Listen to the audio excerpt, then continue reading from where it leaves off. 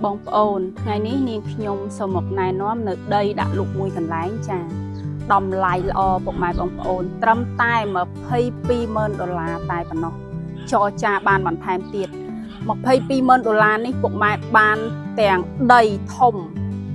đây chả khu sáp miên rồi bong thò quạt chung vĩnh nâng miên tè rồi hột đo từ 7 bản tham tiệt tràคือmiên tè thò muối nâng tè chặt lặt đo từ 2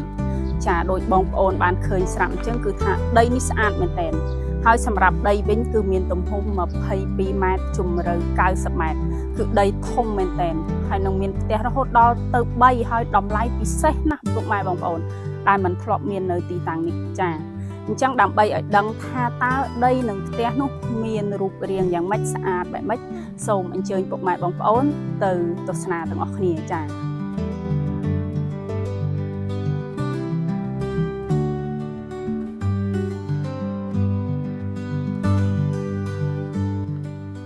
ចាហើយនេះគឺជាផ្ទះចល័តចាដែលមានជាប្រភេទផ្ទះឈើ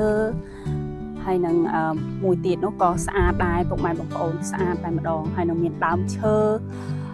ដាំព័ទ្ធជុំវិញតែម្ដងពុកម៉ែបងប្អូនគឺថាស្អាតមែនទែន